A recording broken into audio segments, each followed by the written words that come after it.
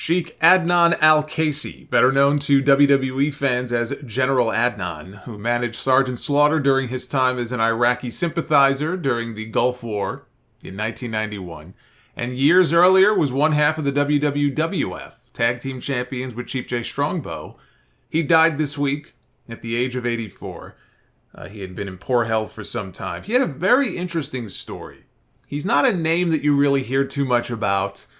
Not like, an all-time legend that people rank in their top 10 or anything like that, but he was born in Baghdad and was a legitimate sheik. He inherited the title from his father, who was a Sunni leader, and he claimed that he went to high school with Saddam Hussein.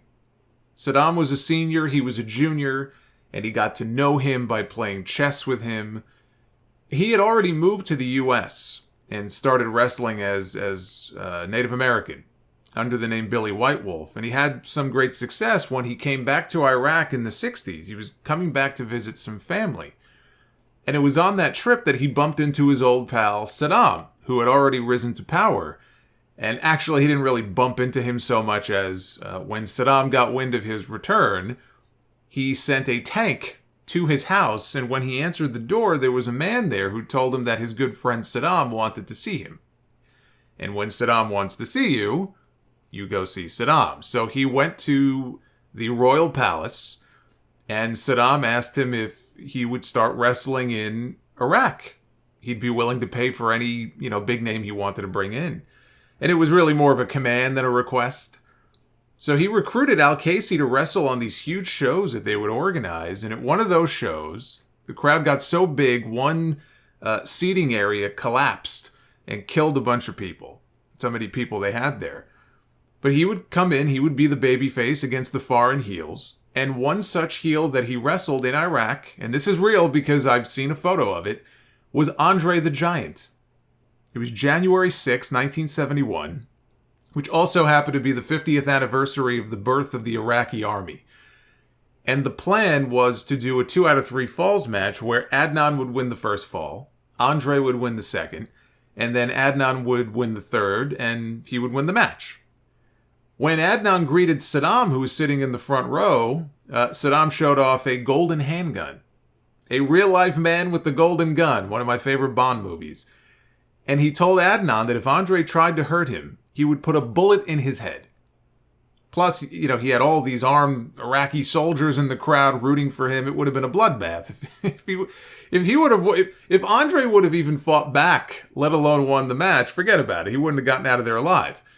So the plan changed to Andre losing in 2 straight falls. And at the end of the match, when the soldiers in the crowd started firing their guns into the air, supposedly Andre, who was afraid for his life, hit the deck. And he vowed never to return to Iraq, and he never did. So we know 2 things that Andre was afraid of: snakes and Saddam Hussein. But the Wall Street Journal did a story on Al-Kaissie back in 2006.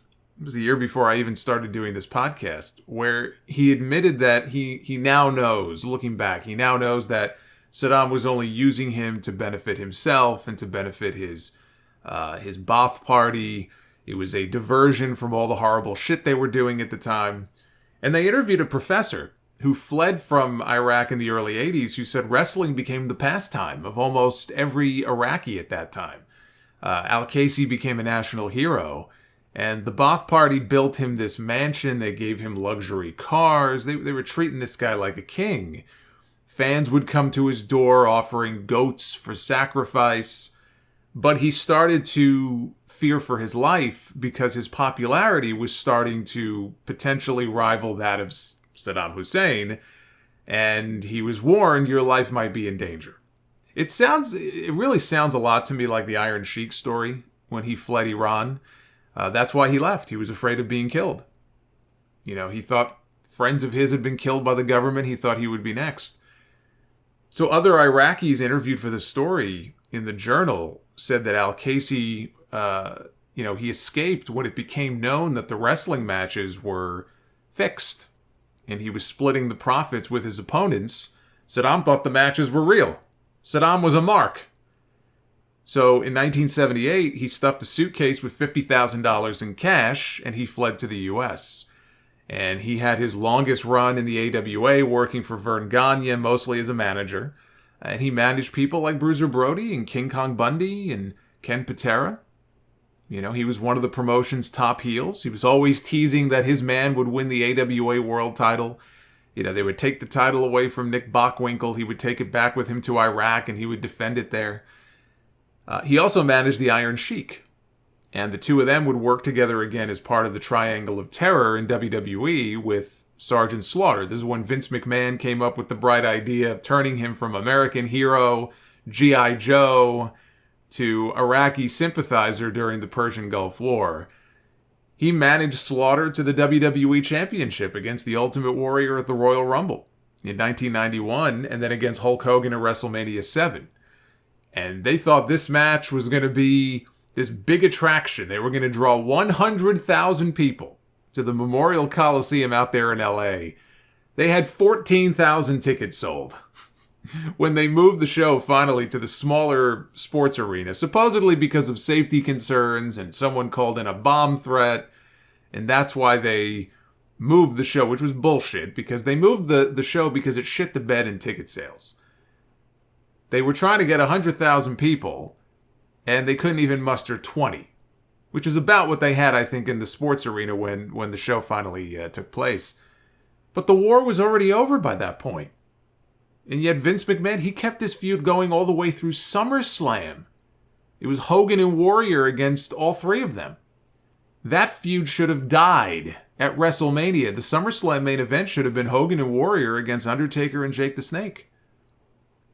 But he retired in 1998. I know he started a promotion later on at one point with Ken Patera, but the two of them had a falling out of some kind.